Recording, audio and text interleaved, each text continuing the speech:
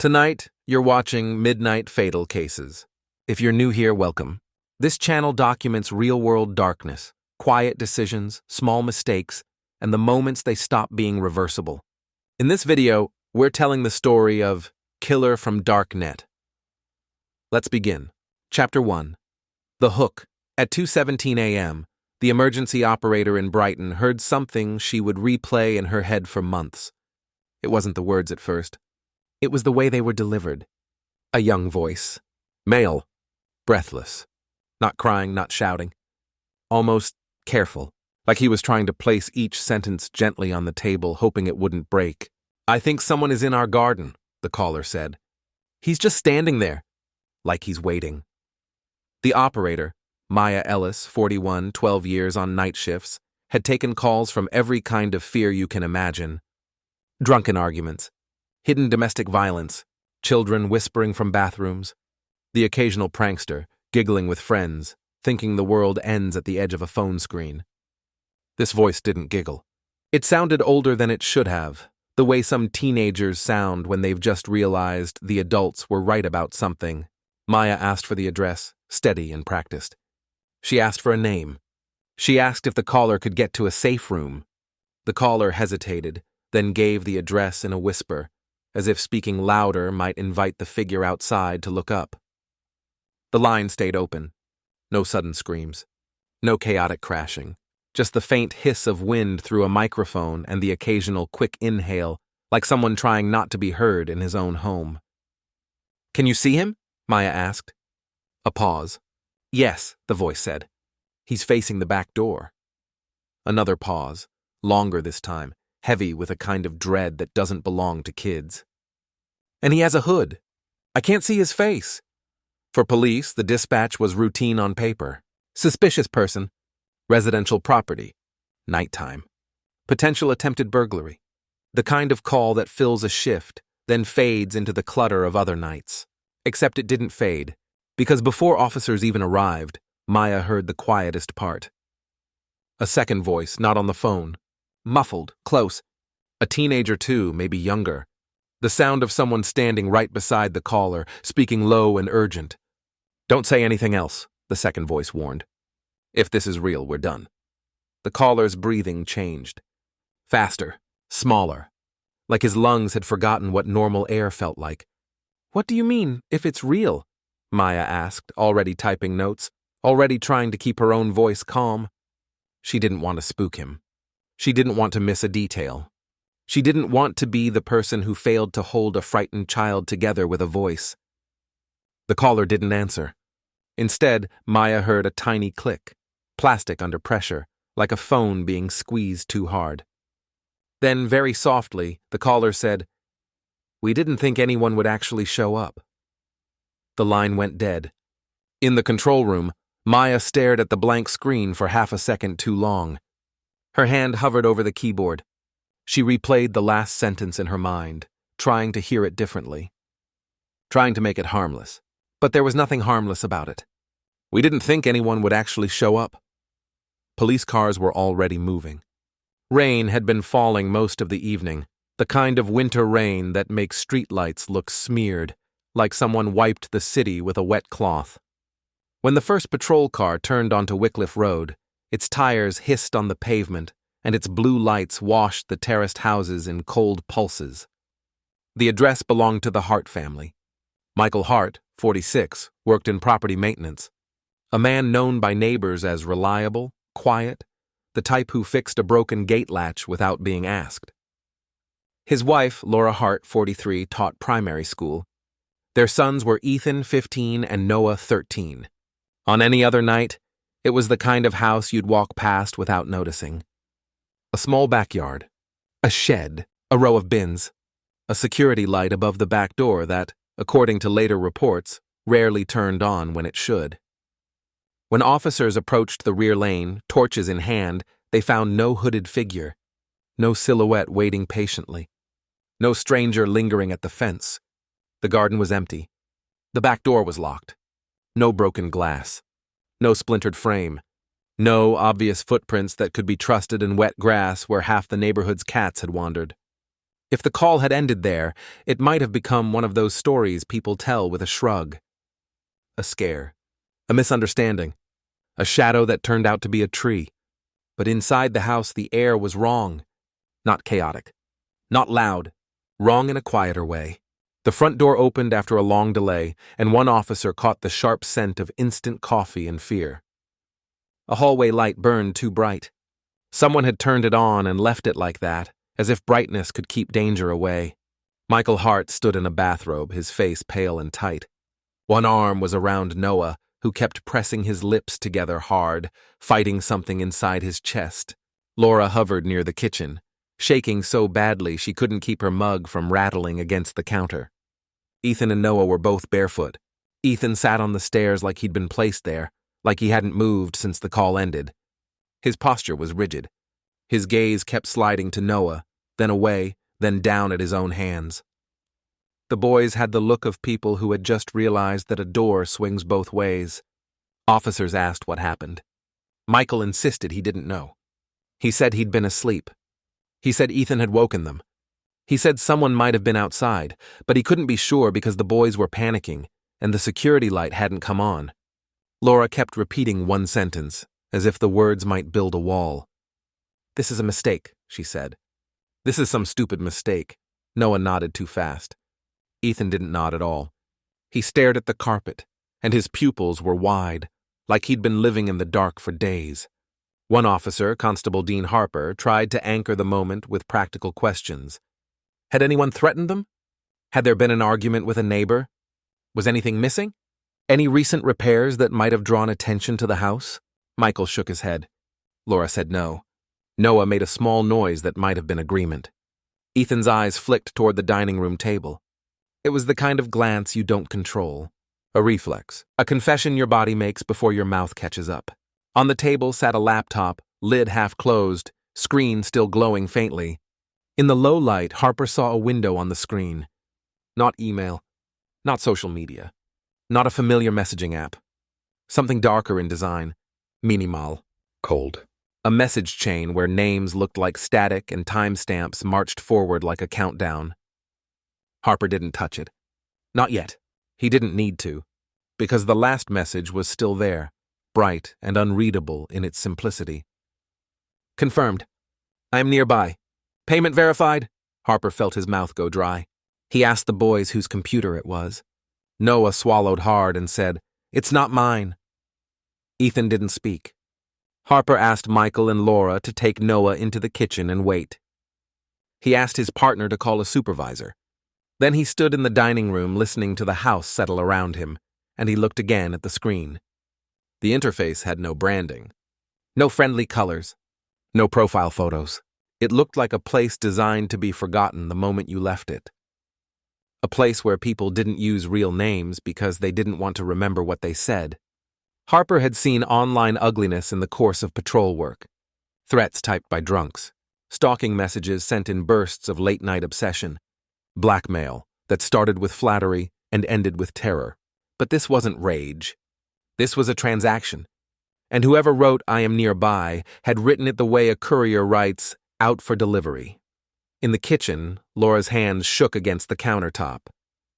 Michael asked if there had been a mix-up with the address. If maybe someone had the wrong house.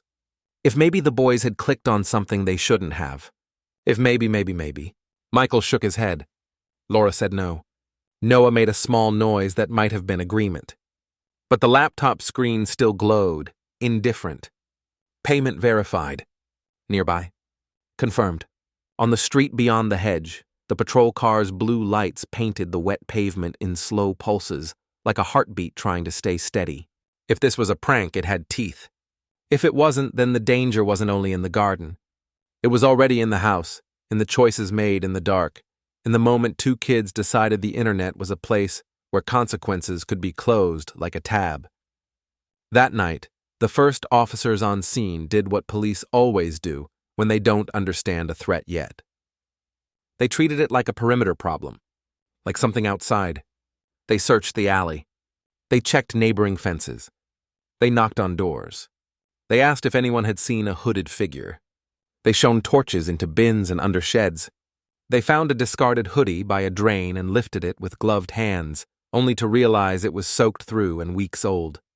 They questioned a man walking a dog too late, only to learn he lived 3 streets away and had heard nothing. They didn't find anyone, but the emergency operator's recording remained. A young voice saying, "We didn't think anyone would actually show up." And somewhere behind that sentence, hidden like a pin under fabric, was the truth. Someone had shown up, and someone, somewhere, had been paid to do it.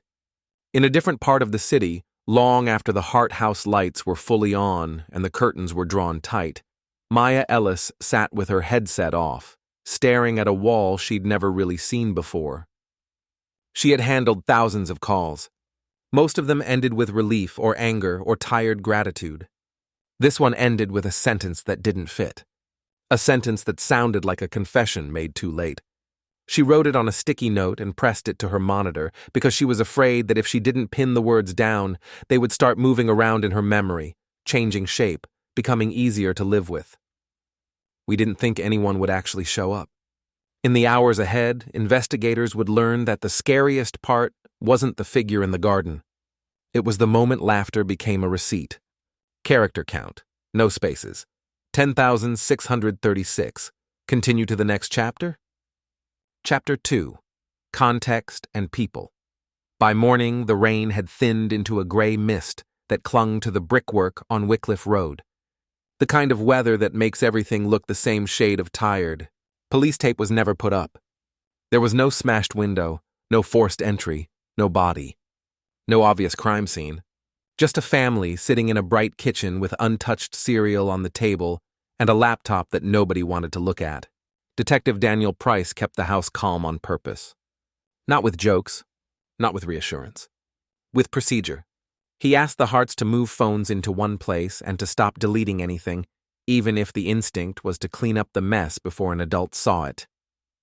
Laura Hart kept apologizing without saying what she was apologizing for. "I didn't know," she said again and again.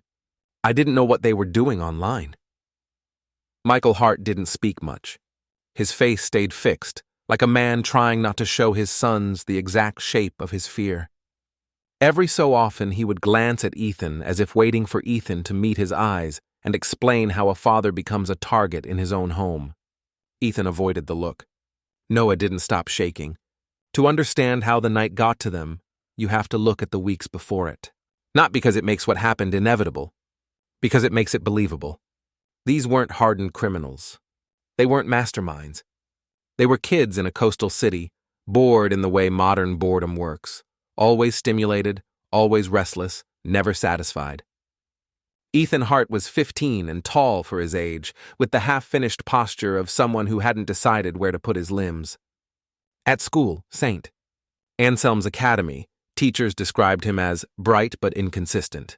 That phrase sounds gentle. It is not. It means you can see potential, and you can also see it slipping through fingers. He loved computer games. He loved the feeling of solving something faster than everyone else. When he was younger, he built small scripts to automate things in a browser, just to watch the screen obey him. His parents were proud of that. They called him clever. They didn't realize how often clever turns into curious, and curious turns into reckless when there are no guardrails. Noah, 13, was quieter, smaller. The kind of boy who watched other people's moods before he decided what face to wear. He trailed after Ethan not because Ethan was kind, but because Ethan was certain. And certainty, for a younger brother, feels like safety. The Hart house ran on routines. Michael left early, came home with damp cuffs and a smell of paint or plaster dust. Laura graded papers at the dining table. Dinners were simple. Weekends were errands and football highlights in the background. They were not a family that fought loudly. They were a family that smoothed things over. In the months leading up to that night, Ethan's mood had shifted. Not dramatically. Subtly. He became more private. His jokes got sharper. He started keeping his laptop with him the way some people keep a wallet. When Laura asked what he was doing, he would sigh, as if she'd interrupted something important. Michael noticed but filed it away under teenage. Teachers noticed too. A few missing assignments. A couple of detentions for being disruptive. Nothing that screamed danger. Just the slow drift of a boy testing where the edges were. The other part of the story lived at school, in the spaces adults rarely enter, the back row of the cafeteria, the group chats, the after-hours voice calls where kids talk as if the world is a stage built for them.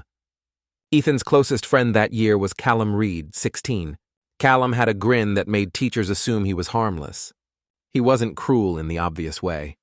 He was cruel in the entertainment way. He loved watching reactions. Loved the power of making someone uncomfortable and then acting like it was nothing. Callum's parents were separated. He floated between homes and learned early how to read people. He also learned what got attention online: outrage, secrets, shock. Noah, by association, ended up orbiting Callum too. Not as a friend. More as a spectator. The quiet one in the corner of the group chat, reacting with a single emoji, laughing when everyone else laughed because the alternative was being the next target. Daniel Price asked Ethan about Callum during the first interview, seated at the same dining table where Laura had once helped with spelling homework. "How do you know him?" Daniel asked. Ethan shrugged. "He's just around." "That's not an answer," Daniel said, calm. Ethan's jaw tightened. "He's funny. He knows things." "What things?" Ethan looked down. "Online stuff." Daniel's phone buzzed with updates from his team. A digital unit was being dispatched, and an analyst was already requesting warrants. The laptop could not be taken lightly. Not because it was magical, because it was evidence, and whoever wrote nearby might still be operating under the assumption that the job was in motion. Daniel leaned in slightly, not to intimidate, but to narrow Ethan's attention. "Ethan," he said, "I need you to tell me exactly how you found that site." Ethan swallowed, eyes glistening now. "It was a link," he said. "Callum sent it. He said it was a marketplace." "A marketplace for what?" Daniel asked. Ethan hesitated long enough for the word to become heavy. "For anything," Daniel nodded once. He didn't react like a man hearing gossip. He reacted like a man hearing a door click shut. The truth is, kids don't usually stumble into the darkest parts of the internet alone. They get guided there. Not by a single villain. By the culture of dare. By the idea that nothing is real until it happens to you. Callum had been feeding Ethan stories for weeks. Darknet myths. Hitmen for hire. Red rooms. Auctions for terrible things. Most of it recycled, exaggerated, mixed with enough technical jargon to sound credible. He didn't present it as a warning. He presented it as entertainment. He told Ethan about anonymous browsers. About hidden services. About how you could buy fake IDs, stolen accounts, and drugs with crypto. He talked the way teenagers talk when they want to sound older than their bodies. Ethan listened. He learned just enough to feel powerful. Not enough to understand the trap. On a Friday evening in late November, Callum invited Ethan into a private voice chat while they played a shooter game online. Noah lingered in Ethan's room, pretending he was only watching, but he was listening too. Callum's voice was bright, excited. "I found one," he said. "A real one?" Ethan laughed. "Sure. I'm serious," Callum insisted. "It's like a menu. People offer services. Some of it's fake, but some of it, mate. Some of it looks legit." Noah leaned closer without meaning to. Ethan asked the question that should have stopped everything. "How do you even know it's legit?" Callum said. "Reviews." That word did the damage. Reviews. Ratings. Stars. The familiar language of normal shopping applied to something unnatural. It made the idea feel everyday. It made danger look like consumer choice. Callum sent Ethan instructions. Not detailed hacking steps. Just the kind of sloppy guide that floats in the wrong corners of the internet. Install this, click that, don't use your real name. It was enough. Ethan did it because he wanted to prove he could. Because when you're 15, proving you can is sometimes the only reason you need. Within days, Ethan had access to a handful of hidden sites. Most were scams. Some were marketplaces for stolen streaming accounts and counterfeit trainers. The uglier places flashed warning banners as if warnings had ever stopped anyone determined to peek. Then Callum sent a new link. A page with a stark black background and a single line of text at the top, almost polite. Private brokerage. Serious inquiries only. Below it were categories. Information, recovery, protection, resolution. Ethan clicked resolution and felt his stomach tighten. The listings weren't written like horror stories. They were written like services. Short, clinical, no details, as if details were rude. One listing offered permanent solutions for domestic complications. Another offered accident facilitation. Another used a phrase that made Ethan laugh at first, because it sounded like something from a film. Target removal. Callum laughed too. In Ethan's headset, it sounded like a dare. Imagine, Callum said. Imagine actually doing it. Ethan said, it's fake. Obviously, Callum replied. But it would be hilarious to message them. Noah shifted uncomfortably. Don't, he said, barely audible. Callum heard him anyway. Oh, the little brother's scared, he teased. Noah went quiet. Ethan, stung, did what teenagers often do when they feel their status slipping. He escalated. He created an account. He typed a message. It started as a joke. A dumb, bitter joke that had been brewing in Ethan for months. Michael had grounded him 2 weeks earlier after discovering Ethan had been skipping homework to stay online late. Michael had taken the power cable to the router for a weekend. Ethan had raged in silence, feeling humiliated and controlled. So the joke formed in his head with the simplicity of revenge fantasy. What if, he typed, I wanted someone to scare my dad? Callum's laugh turned into something sharper. Do it, he urged. Ask for a price. Ethan hesitated, then typed more. He told himself it was theater. A performance for Callum, a way to win back the upper hand. He wrote Michael Hart's first name. He wrote their street. He wrote the house number. Noah watched the screen and whispered, Stop, Ethan. Ethan didn't stop. The reply came faster than Ethan expected. Not instant, but within an hour. That was the first moment reality brushed his skin. Explain desired outcome. Provide verification. Provide deposit. The words looked wrong on the screen. Too professional. Too composed. Like whoever wrote them had done it before. Ethan showed Callum. Callum whooped like it was a goal scored. They're playing along, Callum said. They want money. It's a scam. Ethan wanted it to be a scam. He leaned into that belief because the alternative meant he had just handed his father's name and address to a stranger who spoke like a contractor. Ethan wrote back, trying to keep it playful. It's a joke, he typed. Just scare him. The reply was even colder. Scare is inefficient. Resolution is final. Confirm target. Confirm location. Confirm time window. Noah's face went pale. Ethan, he said louder now, delete it. Ethan didn't delete. He froze, and in that freeze the whole thing stopped being funny.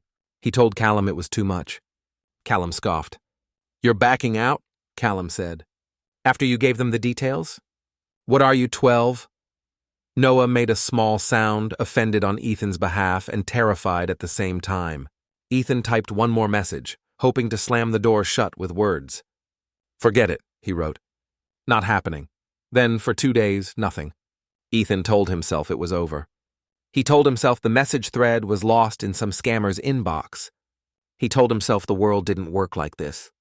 But on the 3rd day, a new message arrived, and it arrived like a hand on the back of his neck. Payment received. Ethan stared at it, heart hammering. He hadn't paid. He read it again. Payment received. The words didn't wobble. They didn't apologize. They didn't ask for clarification. They declared. Ethan's fingers trembled as he scrolled upward, searching for something he missed. A click. A transfer. Anything. Then he saw it, a notification. A small system line in the thread. Deposit confirmed 0.015 BTC. Ethan didn't understand the number. Not really. But he understood what it meant. Someone had sent money. He turned to Callum, panic rising. Callum went quiet for the first time. What did you do? Ethan demanded. Callum's voice dropped. I didn't do anything. Noah, sitting on the bed, whispered, Someone paid them. And in the pause that followed, Ethan realized the most terrifying possibility. That the person on the other side wasn't pretending. That someone, somewhere, had seen his message, seen his father's name, and decided to make it real. Daniel Price learned about the deposit later that day when his analyst pulled the chat log and traced the wallet address as far as it could be traced without stepping into deeper legal territory. The deposit existed. It had been sent within minutes of Ethan's forget it message, almost as if the payment had already been waiting, which meant either the broker was lying to pressure Ethan or someone else had been watching. In the Heart Kitchen, Daniel watched Ethan's face as Ethan tried to explain, and Daniel saw something important. Ethan wasn't lying about being scared. He was lying about the joke being harmless, because it had never been harmless to type a name and an address into a place built for harm. And now, whether or not the person outside had been real, the thread had crossed the line into something that police could not treat as childish misbehavior. It was a threat with a timestamp. And Ethan, pale and shaking, was starting to understand that the internet doesn't care how old you are when you make a mistake. It only cares that you made it. Character count, no spaces, 21,751, continue to the next chapter. Chapter 3. Escalation. By the second night, nobody in the Hart House slept properly, not because they expected someone to return to the garden, but because the idea that someone could have lodged itself too deep to ignore. Michael lay awake, listening to the sounds he had ignored for years. Pipes ticking, the refrigerator humming, a car passing somewhere down the road. Each noise arrived stripped of context, as if the house itself was no longer neutral. Laura sat up in bed, scrolling through articles she didn't finish reading. Dark web myths. Teenagers and online hoaxes. False hitman sites exposed. She clung to the words fake and scam like life rafts, even as the memory of the laptop screen contradicted them. Ethan stared at his ceiling, replaying the message thread over and over. He wasn't thinking about punishment. He wasn't thinking about Callum. He was thinking about the phrase payment received and how it had landed without emotion, like a stamp on paper.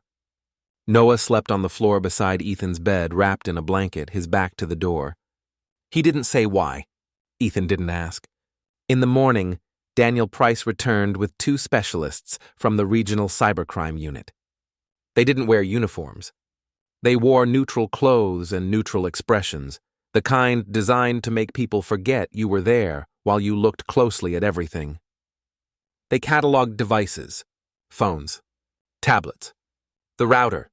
They photographed the laptop screen before powering it down, preserving the message thread exactly as it was. They asked questions in slow loops, circling the same events from different angles, listening for inconsistencies. Ethan answered everything. Too quickly. He had crossed from defiance into confession.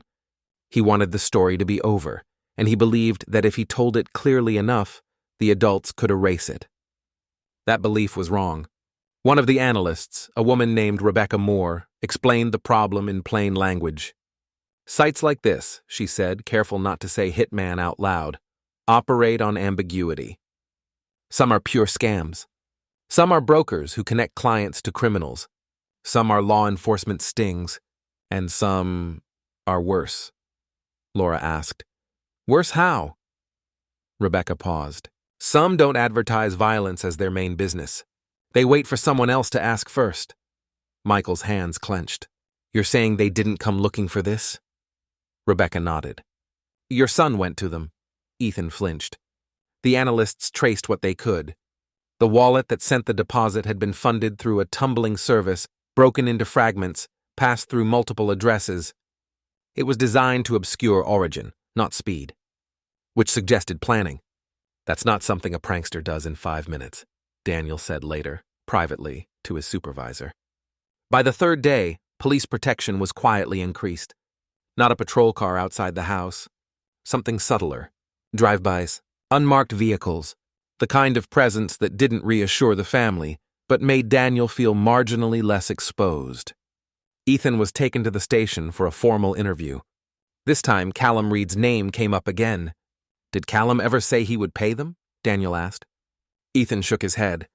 He said it was fake. He said nobody would actually... Ethan stopped. Daniel waited. He said, Ethan continued, voice small, that even if it was real, They wouldn't do anything without more money. Daniel asked, "Did Callum have access to your laptop?" "Yes," Ethan admitted. "Sometimes." "Your phone?" "Yes." Noah, interviewed separately, said something different. "He kept saying Ethan wouldn't go through with it," Noah whispered. "Callum kept saying someone else would." Daniel's pen paused. "Someone else?" he repeated. Noah nodded. He said, "You don't have to finish a joke if someone else likes it enough." By the end of the week, Callum Reed was brought in with his mother. He lounged in the interview chair like the room bored him. He denied everything easily. Said he'd sent links as a joke. Said Ethan was exaggerating. Said he'd never paid anyone. When asked about cryptocurrency, Callum shrugged. "Everyone knows about it," he said. "Doesn't mean I use it." Daniel watched him closely. Callum's fear, if it existed, was buried under performance. He enjoyed the attention. Enjoyed being taken seriously by adults for once. But there was a fracture. When Daniel mentioned the exact deposit amount, Callum blinked. Just once. That was enough.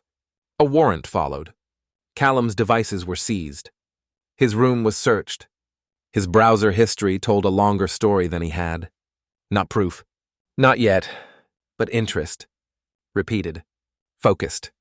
Obsessive. Late one evening, while analysts worked through encrypted fragments, a new message appeared on the preserved thread. It wasn't addressed to Ethan directly. It simply read, "Delay acknowledged. New window open." Daniel stared at the screen. Whoever was on the other side knew police were involved, or suspected, and they were adjusting. This was no longer about whether the threat had been real. It was about whether it had ended. Character count, no spaces. 30,942. Continue to the next chapter. Chapter 4, The Turning Point. For 2 days after the message, "New window open," the police kept telling the Harts the same sentence in different shapes. Stay inside. Keep your phones charged. Call if you see anything. Don't try to handle it yourself. Michael Hart nodded each time, but something stubborn lived behind his eyes. It wasn't bravado. It was the ordinary pride of a man who had spent his life being the person who fixed things. If a latch was loose, he tightened it. If a neighbor needed help, he showed up. If a problem came to his front door, he didn't hide upstairs like a child. That instinct is admirable in normal life. In abnormal life, it becomes a weakness. On Thursday morning, Michael woke before dawn, as he always did. The house was quiet in the way a house is quiet only when people are pretending. Laura's breathing was shallow beside him. Upstairs, Ethan and Noah didn't make the small, sleepy sounds they used to make. They lay awake behind their doors, listening for a world that might have changed while they slept. Michael moved through the kitchen without turning on the main light. He filled the kettle. He stood at the sink and watched the window, waiting for the security light's reflection to flare on the glass. Nothing. At 5:54 a.m., his phone buzzed. A text from Daniel Price. "Unit will pass by at 6:15. Please wait inside." Michael stared at the screen. He could feel the old irritation, the one that comes when other adults tell you what to do in your own home. He also felt something worse, the shame of being managed like a risk. He typed back, "Okay," then he put the phone down. And he walked to the back door. Later, Laura would say she heard the latch click and knew instantly that something irreversible had begun. She didn't shout. She didn't run. She stood up so fast her chair tipped and hit the floor with a crack that sounded like a gunshot in a quiet kitchen. "Michael," she called, trying to keep her voice from rising. "What are you doing?" Michael paused with his hand on the handle. He looked over his shoulder, and the expression on his face was almost gentle. "I'm just taking the bins out," he said. "They'll be out all day otherwise." It was such a normal sentence that for a second Laura almost believed him, almost believed the world still ran on bins and schedules and tidy streets. She crossed the kitchen barefoot fast and grabbed his arm. "Wait," she said. "Just wait until Daniel's unit comes." Michael didn't yank away. He simply lifted her hand off his sleeve with the quiet patience of someone used to calming children. "Laura," he said, "we can't live like this." The words cut Ethan like a blade from upstairs. He had been standing in the hallway, half hidden behind the banister, listening. When he heard his father say that, He felt a twist in his chest that wasn't anger, wasn't guilt, wasn't even fear. It was the sudden clarity that the damage wasn't only the threat. It was what the threat was doing to them, changing them into people who argued about taking rubbish outside. Ethan stepped down one stair. "Dad," he said, voice thin. "Please." Michael looked up at him. For a moment, Ethan saw the father he remembered. Tired, steady, dependable. Then Michael's gaze flicked past Ethan to Noah's door, closed, quiet. And Michael's jaw tightened. "5 seconds," he said. "I'll be right back in." He opened the door. Cold air rushed in, damp and metallic. The yard smelled of wet soil and old leaves. The sky was still dark enough that streetlights mattered, but not dark enough to hide everything. It was that hour where shapes are visible but details aren't. Michael stepped out.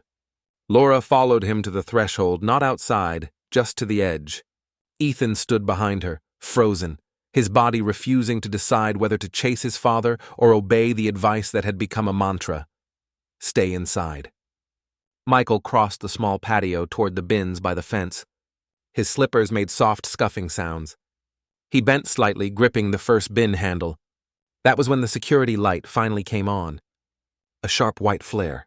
Laura blinked hard against it. And in that flare, Ethan saw the figure, not in the garden.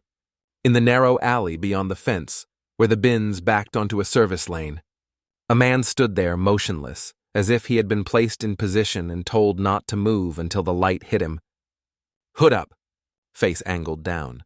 Hands inside the front pocket of a dark jacket. Ethan's throat closed. No sound came out at first. His brain reached for disbelief and found nothing to hold on to. Michael straightened, sensing something without seeing it yet. He turned his head slightly toward the fence. The hooded man lifted his chin and stepped forward. There was no dramatic rush, no sprinting, just a purposeful closing of distance, calm and practiced, like the world had already agreed on what would happen next. Laura finally found her voice. "Michael, inside!" Michael's shoulders tensed. He dropped the bin handle and took a step back toward the door. The man's right hand came out of the pocket. Not a gun. Something smaller. A blade, short, dark, hard to see at first because it didn't shine. Not theatrical. Not designed to scare. Designed to work. Ethan's scream arrived too late to stop anything. Michael moved faster than Ethan had ever seen him move. Not toward the attacker. Away. Back toward the house, toward Laura, toward the door. The man vaulted the low gate at the end of the lane with a movement that looked rehearsed. He landed lightly. He didn't stumble. Then he was in the yard, in the space where Ethan used to kick a ball against the shed, in the space where Laura had planted herbs in summer, and the attacker didn't speak. That was the part Daniel Price would later call the signature of seriousness. People who are playing games tend to talk. People who are doing a job tend to conserve breath. Michael reached the patio step. Laura grabbed his arm, trying to haul him inside. Ethan lunged forward, instinct screaming at him to be useful, to fix what he had broken. The attacker closed the last meters. Michael twisted his body, turning his left side away as if trying to shield his chest, shield his throat, shield the parts of him that mattered most. The blade moved. Quick. Precise. Not a frenzy, not a storm of blows. A single controlled action that landed low, near the ribs, where pain blooms and breath disappears. Michael made a sound that was less a cry and more a surprised exhale. His knees dipped. Laura screamed then, full and raw, the kind of scream that empties a person. Ethan collided with his father and caught him, the weight of Michael's body suddenly wrong in his arms. Michael's robe went damp under Ethan's hands, warm and spreading. Noah appeared at the top of the stairs, drawn by noise despite fear, and froze at the sight. His face went slack. His mouth opened. Nothing came out. The attacker stepped back, assessing, not admiring, not lingering, assessing. A car passed somewhere beyond the front of the house. A distant dog barked. The world kept moving. Laura slammed the back door halfway shut, then realized Ethan and Michael were still outside and yanked it open again, her hand shaking so violently she couldn't control the handle. "Inside," she sobbed. "Inside, please, Ethan dragged his father over the threshold. Michael's feet caught on the lip of the doorframe and he winced, a small, involuntary sound. The attacker didn't follow. He stood in the yard just outside the pool of kitchen light, watching the door. Then he turned his head slightly as if listening for something. And in the far distance, a siren began to rise. Not close, not immediate, but coming. The attacker retreated the way he arrived, without hurry, without panic. He stepped back into the lane, vaulted the gate again, and disappeared into the strip of darkness behind the houses. By the time the first patrol car reached Wycliffe Road, the yard was empty. Inside, the kitchen looked like a place where life had been interrupted mid-sentence. A tipped chair, a spilled mug, a smear of red across the tile where Ethan had dragged his father, trembling, trying to keep his hands pressed to the wound the way he'd seen on television, as if television could prepare a child for this. Laura knelt beside Michael, her fingers slick, her eyes wild. "Stay with me," she begged, and the words were not for Michael alone. They were for the whole family, for the version of their lives that had existed before this morning. Michael's face was pale, damp with sweat. His breathing came shallow, fast, each inhale a struggle, but he was conscious. His eyes moved toward Ethan. Ethan leaned close, crying now, quiet and uncontrolled, his tears falling onto Michael's cheek. "I'm sorry," Ethan whispered. "I'm sorry." Michael's lips parted. He tried to speak. Ethan leaned closer, desperate to hear anything, even anger. Michael's voice was a rasp. "It's not," he started, then stopped, breath hitching, pain cutting the sentence in half. "It's not what?" Ethan begged. Michael swallowed. His eyes flicked to Laura, then to the doorway where Noah stood rigid. "It's not a joke," Michael finished. And that was the turning point. Not the blade. Not the blood. The sentence. Because in that moment, Ethan understood something he had been refusing to fully hold. The internet hadn't been a stage. It hadn't been a story. It hadn't been pretend.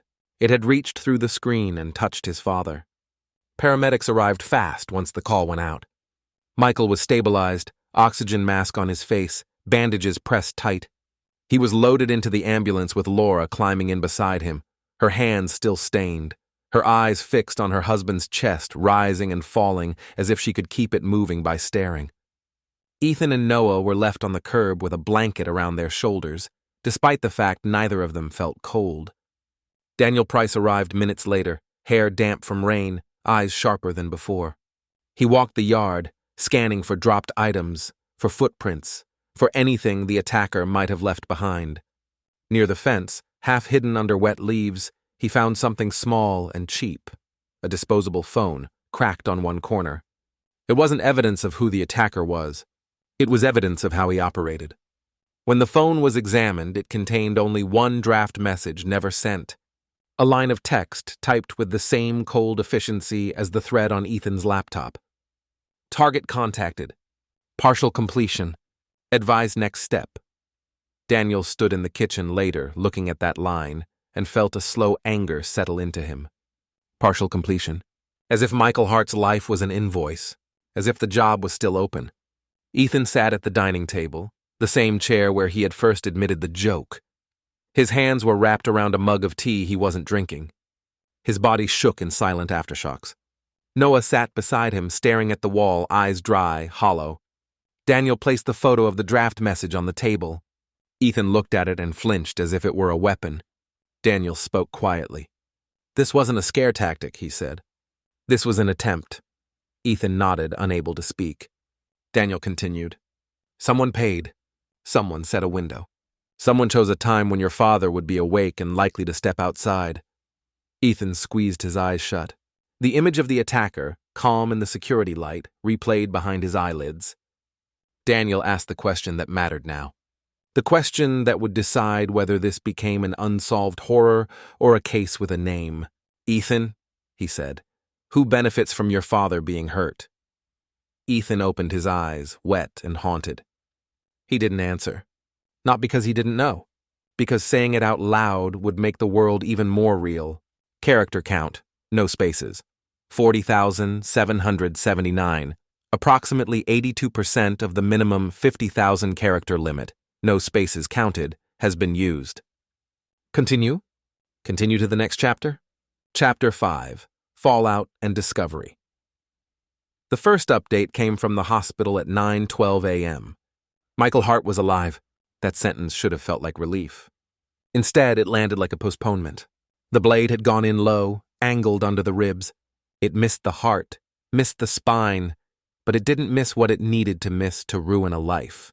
A nicked organ, internal bleeding, the kind of injury that can look survivable right up until it isn't. Laura sat in a plastic chair beside a curtained bay, watching a monitor draw steady green peaks. She didn't cry anymore. Crying was too loose, too uncontrolled. Her hands stayed folded in her lap as if she were in a waiting room for an exam, not the space between her husband's breath and his next complication. Every so often she looked at the door, expecting the attacker to walk in like he owned the building. Because that's what it had felt like in the garden. Not rage, ownership. Back at the house, Daniel Price moved through the aftermath with the grim patience of someone building a case out of smoke. The yard had been trampled. Not dramatically, just enough to ruin the delicate story footprints might have told. The rain hadn't helped, but there were still fragments. The snapped twig near the gate, the scuff mark on the fence post where a shoe had pushed off, the slight smear of dirt on the patio step that didn't match the Hart's footprints. The disposable phone was the real gift, if you could call it that. Cheap, cracked, lifeless, and still, in the hands of forensic techs, it became a map of decisions. It held no contacts, no call history, no photos. That emptiness wasn't innocence. It was discipline. But discipline leaves patterns too. An IMEI, a manufacturing batch, a time it had first connected to a tower, briefly, like a head lifting above water. By midday, analysts had its last known pings. Not precise enough to point at a house, but precise enough to outline movement.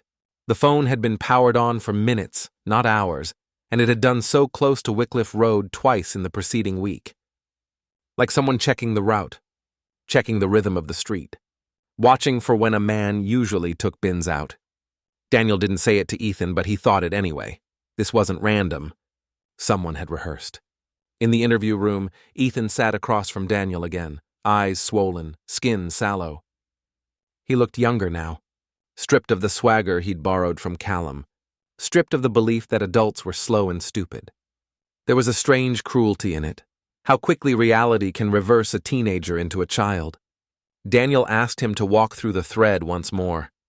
Ethan's voice shook as he described the categories, the cold listing language, the way the broker wrote like a business. Daniel asked, "Did you ever send a cancellation?" Ethan nodded. "I wrote, 'Forget it.'" "And did they acknowledge that?" Daniel asked. Ethan swallowed. "No, they just said payment received." Daniel slid a printed screenshot across the table, the latest message, the one that appeared after police had already been inside the house. "Delay acknowledged. New window open." Ethan stared at it as if it could bite. Daniel said, "This person believes the job is still active." Ethan's eyes filled. "But Dad's alive." Daniel didn't soften the truth. He kept it contained. "That doesn't always matter," he said. For a moment, Ethan looked like he might vomit. Noah, interviewed in a separate room, didn't cry either. He sat with his shoulders hunched, hands tucked under his thighs, as if he was trying to hold himself down so he wouldn't float away. When asked what he remembered of the attacker, Noah said only two things with certainty. "He didn't run," Noah whispered. "He didn't even hurry." Then, after a long pause, "And he didn't look at us like we were kids."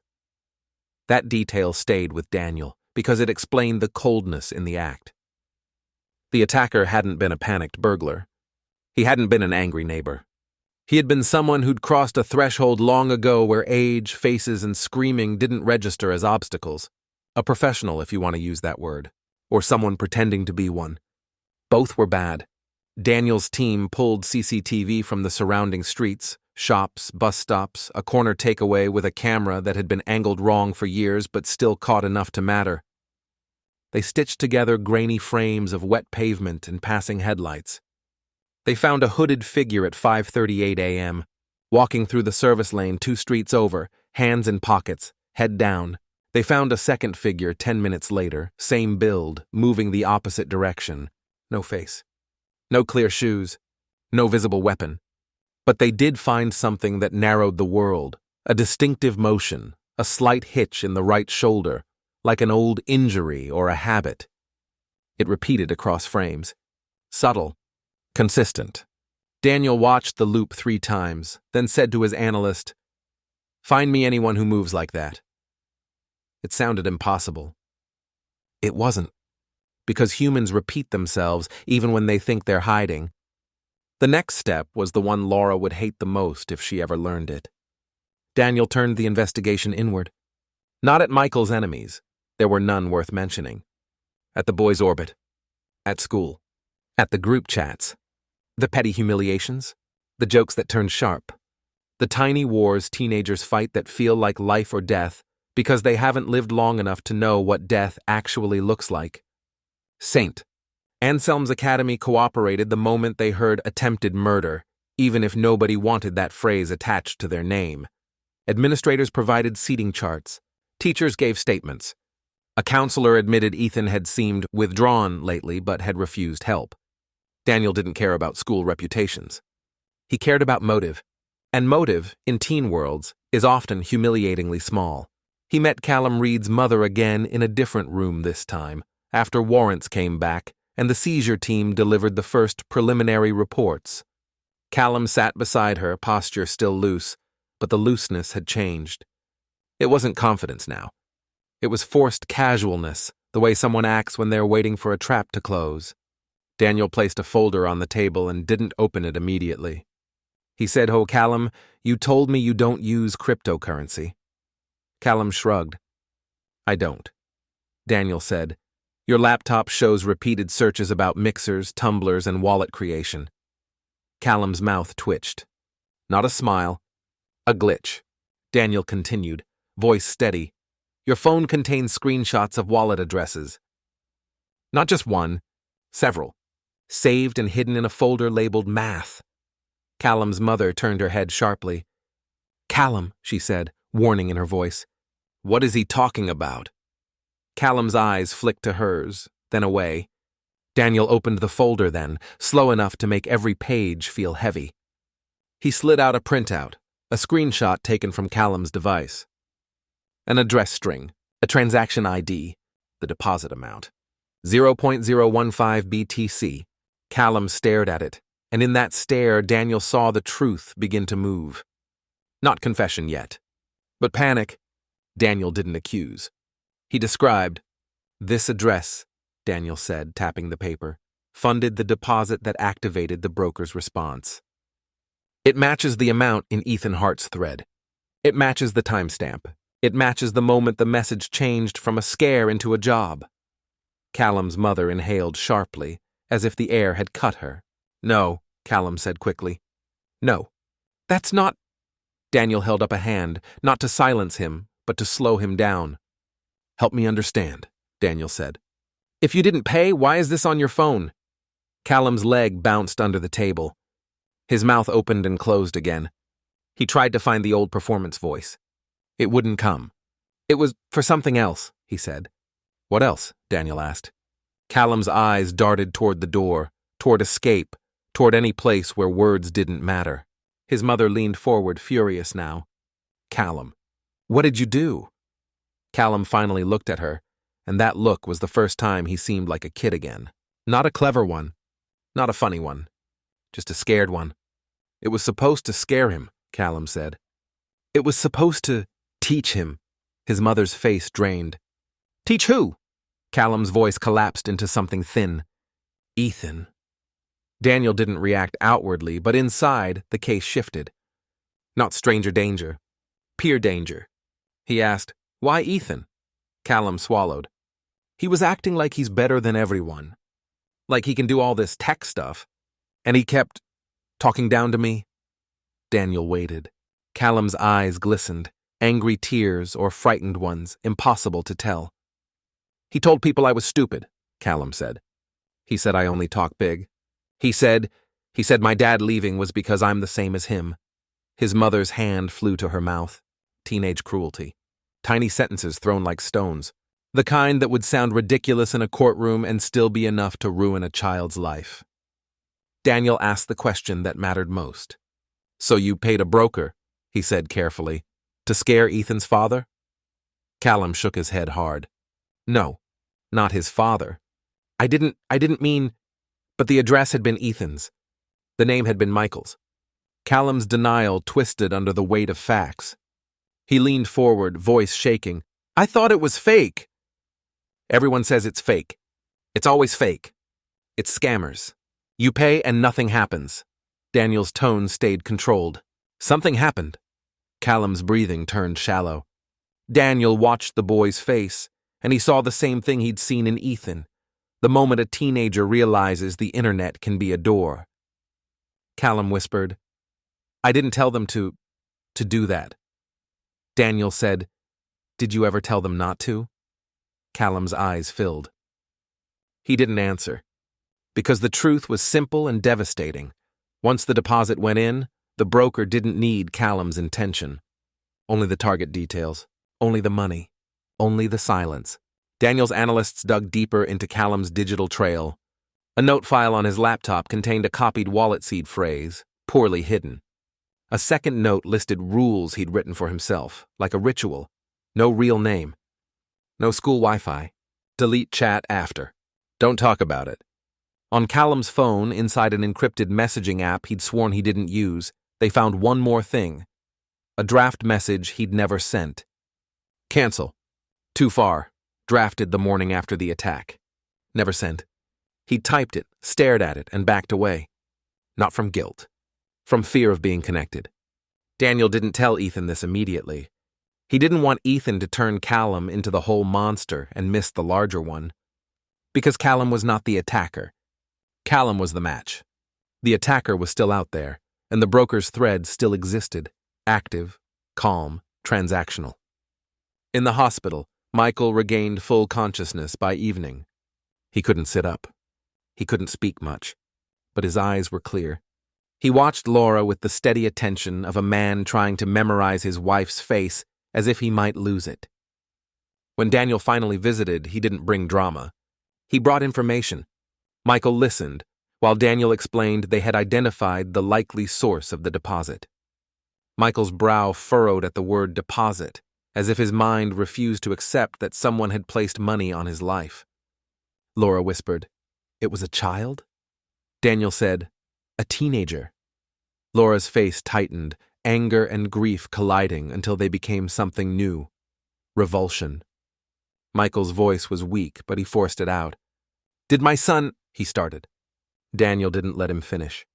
Your son didn't pay, Daniel said firmly. Your son made a terrible decision. Another boy escalated it.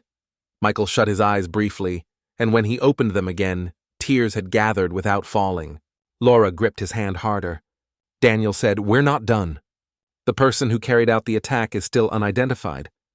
We believe he was hired locally or traveled in. We believe he was paid to attempt a completion. Michael's jaw tightened at that word.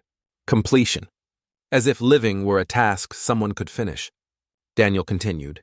We also recovered a draft message from the attacker's disposable phone. Partial completion. Advise next step. That means the broker may expect follow-through. Laura's stomach turned. You're saying they'll come back? Daniel didn't give false comfort. He gave the only honest thing. I'm saying we have to assume they might, he said. That night, police placed quiet protection on the Hart home. Not the kind that made neighbors stare. The kind that made the family feel like they were living inside glass. Ethan and Noah were moved to Laura's sister's house for safety.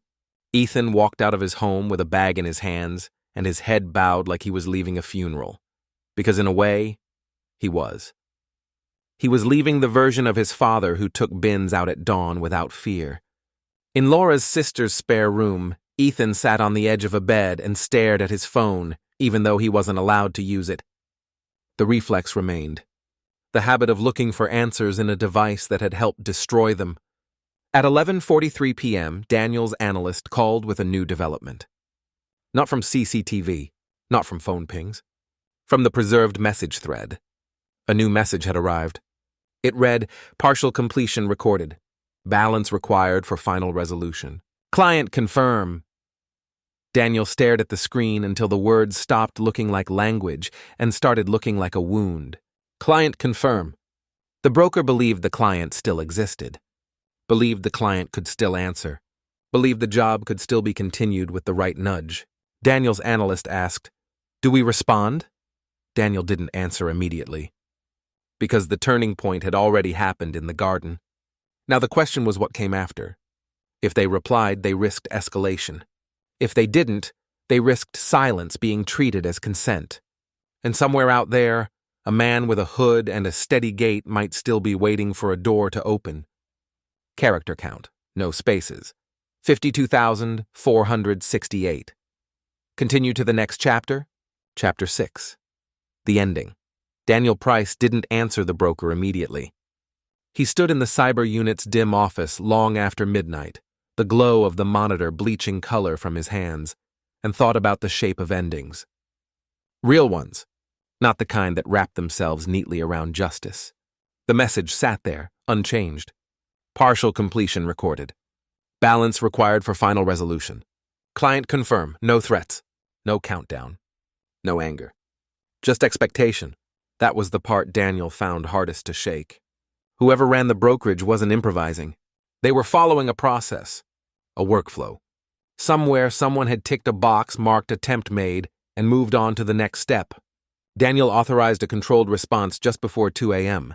Not a confession. Not a continuation. A stall. Client unavailable. Delay indefinite. 4 words. Carefully chosen. Vague enough to suggest disruption. Firm enough to imply the job was no longer moving forward. The reply went out through the preserved channel, routed through layers of law enforcement systems designed to look like civilian hesitation. Then they waited. The response didn't come that night. Or the next. Or the next. By the 4th day, the thread went dark. Not closed. Not deleted. Just silent. In Daniel's experience, silence could mean 3 things. The broker had accepted the delay. The broker had disengaged. Or the broker had moved on to another client. None of those meant safety. The man who attacked Michael Hart was never identified. The CCTV footage wasn't enough. The shoulder hitch narrowed the field, but didn't catch a face. The disposable phone traced movement, not identity. No fingerprints matched existing records. No DNA was recovered that led anywhere useful. He disappeared the way professionals often do. Not into smoke. Into normal life. Someone like that doesn't vanish. They fold themselves back into the city. They become a commuter, a customer, a neighbor. The kind of person you don't remember passing on the street. Michael Hart survived. But survival is not restoration. He spent weeks in hospital, then months learning how to trust his body again. The wound healed unevenly. Pain came and went without warning. He moved more slowly now, listened more carefully, stopped stepping outside without checking the lane first. The garden was changed. The fence was reinforced. The gate replaced. The security light fixed so it came on instantly. None of it made Michael feel safer. It just reminded him how quickly ordinary space can become hostile. Laura stopped teaching for the rest of the year. She told colleagues she needed time. What she meant was that she couldn't stand in front of a classroom full of children and pretend childhood was harmless. At night, she still woke at small sounds. She learned the difference between Michael's breathing and the house settling. She slept with her phone under her pillow, not because it would help, but because being reachable felt like control. Ethan didn't go back to St. Anselm's. The school offered accommodations, counseling, distance learning. None of it addressed the real problem. Ethan could no longer sit in a room full of people his age without wondering which joke might turn into something else. Which message might be taken seriously. Which line once crossed couldn't be uncrossed. Callum Reed was charged, not with attempted murder, with facilitation, with reckless endangerment, with crimes that sounded smaller than the outcome. In court, the language felt wrong. Too clean. Too polite. Callum cried when he saw Michael Hart for the first time, pale and stiff, walking slowly into the room. I didn't mean it, Callum said through tears. Michael didn't respond. Because meaning had stopped mattering. Callum was sentenced to a youth detention facility. Years, not decades. Mandatory therapy. Digital restrictions. A future that, legally speaking, still existed. Ethan attended one day of the proceedings. He left before sentencing. He couldn't listen to adults debate intent while his father carried a scar that would never fade. Noah changed in quieter ways. He stopped trailing after his brother. Stopped laughing at things he didn't find funny. Stopped assuming older kids knew what they were doing. He became cautious, watchful. The kind of boy who reads a room twice. The investigation into the brokerage continued at a national level. Other cases surfaced. Other threads. Other deposits that had led to violence or come frighteningly close. Some victims survived. Some didn't. The platform shifted addresses, changed interfaces, vanished and reappeared elsewhere with a new name. It wasn't a single site. It was a model. A way of doing business that fed on belief and anonymity. Daniel Price stayed on the case until it was taken from him and folded into something larger. He still thought about the disposable phone sometimes. About the draft message. Partial completion. He wondered if the attacker had been disappointed. If he'd waited for confirmation that never came. If he'd been paid again, somewhere else, to finish someone else's story. On a quiet evening, nearly a year later, Michael sat in his living room with Ethan and Noah. The television was on, volume low. A football match none of them were really watching. The house was calm. Carefully calm. Ethan stared at his hands, older now, heavier with memory. "Dad," he said suddenly. Michael looked at him. Ethan swallowed. "Do you ever think about... if I hadn't..." Michael raised a hand. "No," he said, not unkindly. "I think about what we do now." Ethan nodded, but the guilt didn't leave. It never would. Some lessons carved themselves too deep. Outside, the streetlights came on one by one, steady and unremarkable. Somewhere beyond the houses, people walked, talked, lived. And somewhere, too, someone remembered that there are places online where laughter becomes currency and curiosity becomes a contract. The Darknet didn't create the violence. It only removed the distance. And for a family on a quiet street, that distance had been the only thing standing between a joke and a blade.